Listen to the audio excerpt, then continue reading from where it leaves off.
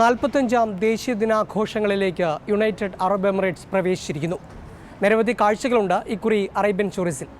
എല്ലാവർക്കും 99-ാം അറേബ്യൻ സ്റ്റോറീസിൻ്റെ അധ്യായത്തിലേക്ക് സ്വാഗതം. ബോളിവുഡ് സിനിമകളും അതിലെ നടീനടന്മാരും ദുബായ് എത്രമാത്രം സ്വാധീനിക്കുന്നു എന്നതിൻ്റെ വലിയ തെളിവാണ് ഈ അടുത്തിടെ ദുബായ് പാർക്സ് ആൻഡ് റിസോർട്ടിൽ തുറന്ന ബോളിവുഡ് പാർക്സ്. ബോളിവുഡ് ലോകത്തെ ചരിത്രവും അതോടൊപ്പം തന്നെ വർത്തമാനകാലവും പരാമർശിച്ചുകൊണ്ടാണ് ഈ മനോഹരമായ തീം പാർക്ക് സജ്ജമാക്കിയിട്ടുള്ളത്. പഴയ സിനിമകളുടെ പുനരാവിഷ്കാരം 3Dയിലും 4Dയിലും കാണാനുള്ള അവസരവും ഇവിടെ ഒരുക്കിയിട്ടുണ്ട്.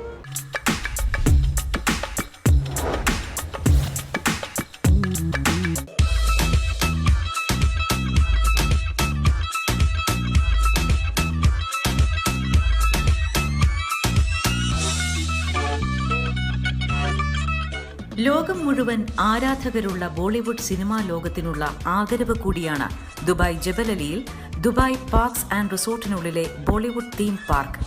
വർഷങ്ങൾ നീണ്ട ബോളിവുഡ് സിനിമാ ലോകത്തെ വളർച്ചയും ചരിത്രത്തിൽ രേഖപ്പെടുത്തിയ സിനിമകളും വടക്കേ ഇന്ത്യയുടെ തനത് കാഴ്ചകളും സമന്വയിപ്പിച്ചാണ് അണിയറ പ്രവർത്തകർ Bollywood park തീർത്തിരിക്കുന്നത്.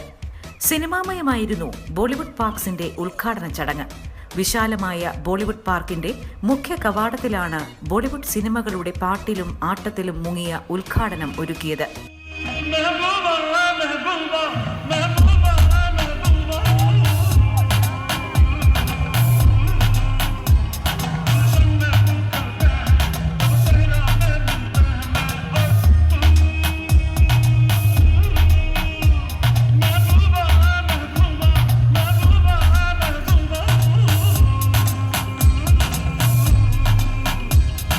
Yes, for sure. It's not because this is an Indian park. It is about Bollywood. Bollywood is the most important part of it. But of course, you cannot mention Bollywood without mentioning India. And that is also what we are trying to create inside the park. It's little parts of India that we have created. So, for example, you start going down the Bollywood Boulevard. So it's a lot of lights. It's a lot of color. 2 big elephants. And then you go into the Mumbai Chalk. You go around the rustic ravine. We have created a Bollywood film studio. So we have really tried to make everything that you would think is Bollywood. പാർക്കിനുള്ളിലുള്ളതെല്ലാം സിനിമാമയമാണ്. ബോളിവുഡിലെ മികച്ച സിനിമകളുടെ വർണ്ണക്കാഴ്ചകളിൽ ഒരുക്കിയ റൈഡുകളും കാഴ്ചകളുമാണ് ബോളിവുഡ് പാർക്കിനെ വ്യത്യസ്തമാക്കുന്നത്. ഷോലയുടെ cinema set ഇവിടെ പുനരാവിഷ്കരിച്ചിരിക്കുന്നു. Sholay the hunt for Gabbar Singh എന്നാണ് ഇവിടുത്തെ റൈഡിന്റെ പേര്.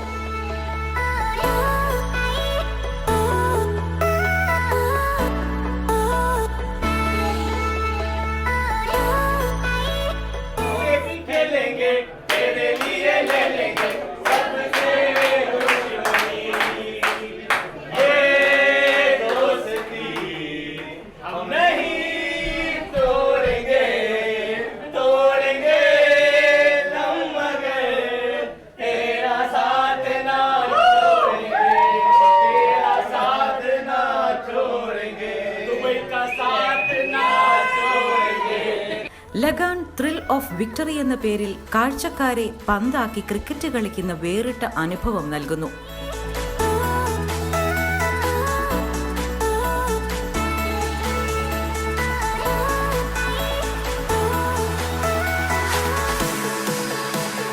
ഇവിടെ അകത്ത് വന്നു കഴിഞ്ഞപ്പോൾ തന്നെ നമ്മുടെ ബോളിവുഡ് ഇൻഡസ്ട്രീസ് അതെങ്ങനെയാണ് പഴയ സിനിമകൾ ലഗാന്, ക്രിഷ് ഇങ്ങനെയുള്ള ഫിലിം ആക്ടേഴ്സിനെ അങ്ങനെയുള്ള പഴയ മൂവികളെ അവരാണെങ്കിൽ റീഅറേഞ്ച് ചെയ്തിരിക്കുകയാണ്. കാരണം വെച്ചാൽ നമ്മൾ അതിനകത്ത് ഒരു സ്റ്റുഡിയോയിൽ എവിടെ ചെന്ന് കയറുന്നോ ആ അനുഭവം നമ്മൾ അവിടുത്തെ ഒരു അംഗമായിട്ട് ഫീൽ ചെയ്യും. ഇവിടുത്തെ തിയേറ്ററുകൾ നോക്കിക്കഴിഞ്ഞാൽ ഇപ്പോൾ തന്നെ നമ്മൾ ഒരു തിയേറ്ററിൽ കയറി 4D തിയേറ്ററാണ്. നമുക്ക് ആ ഫീൽ ചെയ്യുന്നത് നമ്മൾ അവിടെ കളിക്കുന്നു അല്ലെങ്കിൽ നമ്മൾ യാത്ര ചെയ്യുന്നു, ആ ഫീലിംഗ് ഉണ്ട്.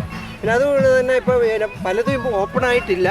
പക്ഷേ എനിക്ക് തോന്നുന്നു നെക്സ്റ്റ് വീക്കോടുകൂടി ഇത് ഫുൾ പാർക്ക് ഓപ്പൺ ആകുമെന്നാണ്. ഏകദേശം 3 പാർക്കോളം ഉണ്ട് ഇവിടെ. ദബാങ്, രാവൺ, ക്രിഷ് എങ്ങനെ ഹിന്ദി സിനിമകളുടെ രുചിഭേദങ്ങളിലാണ് പാർക്കിനുള്ളിലെ ഓരോ മുക്കും മൂലയും ക്രമീകരിച്ചിരിക്കുന്നത്.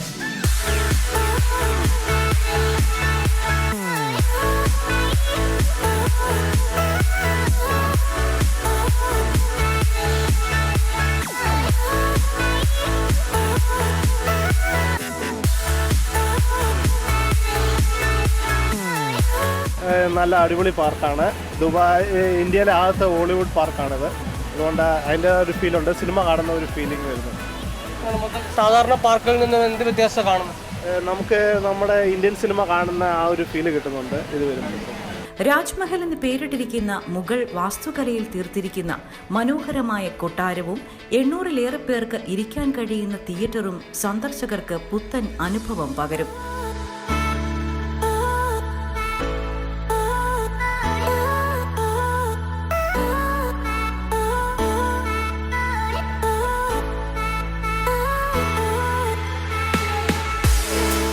ബോളിവുഡ് നടീനടന്മാരുടെ വേഷവിധാനങ്ങൾ അണിഞ്ഞുകൊണ്ടുള്ള നൃത്തവും പാട്ടും പാർക്കിനുള്ളിൽ തത്സമയം ഇടവിട്ടുണ്ടാകും.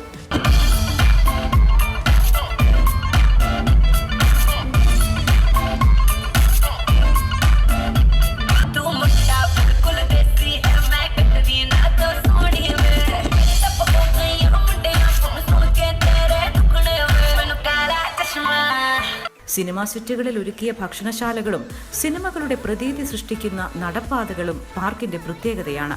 ഒരു ദിവസം മുഴുവൻ പാർക്കിലെ കാഴ്ചകൾ കാണാൻ ചിലവ് 285 ദിർഹമാണ്. ഒരു വർഷത്തേക്കുള്ള ടിക്കറ്റിന് 755 ദിർഹവും.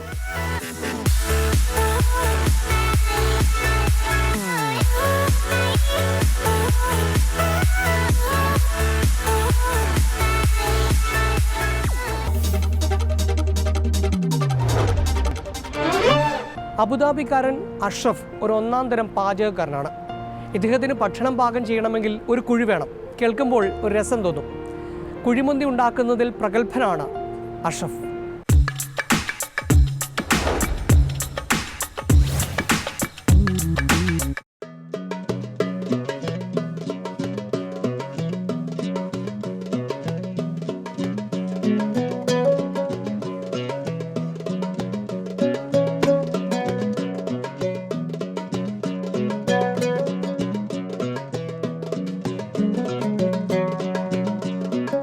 തൃശൂർ ചേലക്കര സ്വദേശിയായ അഷ്റഫ് കഴിഞ്ഞ 20 വർഷത്തിലേറെയായി ഗൾഫിൽ കുഴിമന്തി തയ്യാറാക്കുകയാണ്. 18 വർഷം സൗദിയിൽ കഴിഞ്ഞ അഷ്റഫ് 2 വർഷമായി അബുദാബിയിലാണ് കുഴിമന്തി രുചിയും മണവും വിളമ്പുന്നത്.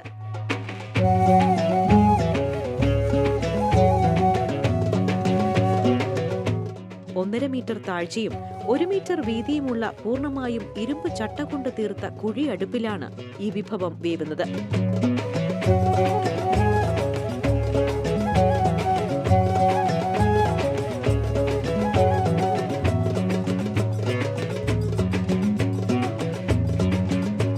രണ്ട് തട്ടുകളിലായി അടിയിൽ ചോറും മുകളിൽ ആട്ടിറച്ചിയോ കോഴിയിറച്ചിയോ കുഴിയിൽ നിറയ്ക്കും.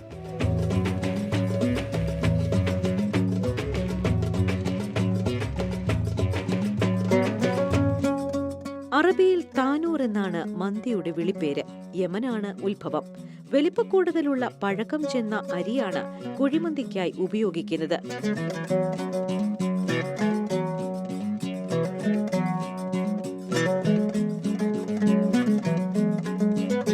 വിഭവം പാകം ചെയ്യാൻ സാധാരണ വിറക് കനലാണ് ഉപയോഗിക്കുന്നത്.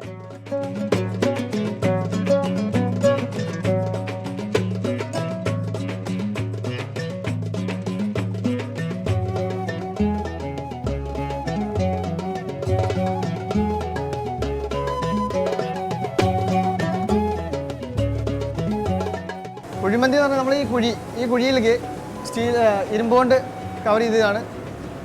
ഒരു 1.25 മീറ്റർ ഇതിന് താഴ്ച, 1.5 മീറ്റർ താഴ്ചയുണ്ട്. ഇതിലേക്ക് നമ്മുടെ വിറക് സാധാരണ ഇവിടുന്ന് നമ്മൾ കിട്ടുന്ന നമ്മുടെ നാട്ടിലൊക്കെ കാട്ടുന്നൊക്കെ വെട്ടി കിട്ടുന്ന പോലത്തുള്ള വിറകുകളിട്ട് കത്തിച്ച് അതിലേക്ക് നമ്മൾ കുഴിമന്തി ഇവിടെ പറയുന്നത് മന്തിക്കോഴി, അല്ലെങ്കിൽ അറബികൾ പറയുന്നത് ദജാജ് മന്തി എന്നാണ്.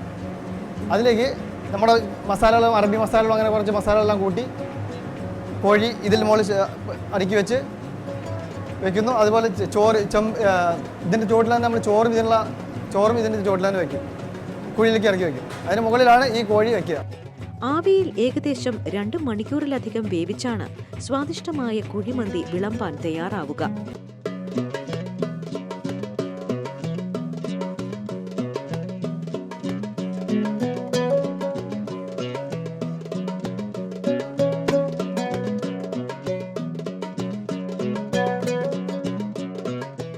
നാട്ടിലെത്തുമ്പോൾ അഷ്റഫിന്റെ കുഴിമന്തിയുടെ രുചിയറിയാൻ മക്കളടക്കമുള്ളവർ ആഗ്രഹിക്കാറുണ്ട്. പക്ഷേ സാഹചര്യങ്ങൾ ഇല്ലാത്തതുകൊണ്ട് അത് നടക്കാറില്ല. ഭാര്യയും കുട്ടികളും ആവശ്യപ്പെടാറുണ്ട്. പക്ഷേ വീട്ടിൽ നമുക്ക് ഇതിനുപോലൊരു കുഴി ഉണ്ടാക്കാനും ഒക്കെ ഒരുപാട് ചിലവേറിയ കാര്യമാണ്. പിന്നെ അതുകൊണ്ട് ഇതുവരെ ഉണ്ടാക്കാൻ കഴിഞ്ഞിട്ടില്ല. പിന്നെ ഇപ്പം നാട്ടിലെല്ലാം ഒരുപാട് കുഴിമന്തികളും ഹോട്ടലുകളിലൊക്കെ എല്ലാം ഉണ്ട്.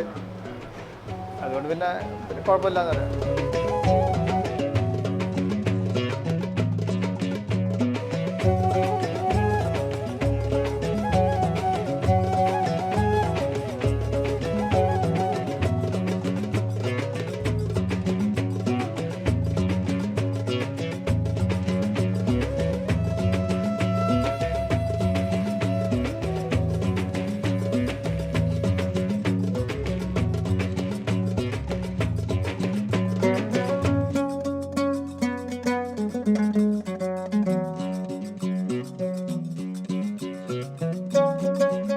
അറബികൾക്കും യമനികൾക്കുമൊക്കെ പ്രിയപ്പെട്ട വിഭവമായി മാത്രം ഒതുങ്ങിയിരുന്ന മന്തി എന്ന വിഭവം ഇപ്പോൾ മലയാളികൾക്കും ഏറെ പ്രിയപ്പെട്ട വിഭവമായി മാറിയിരിക്കുന്നു.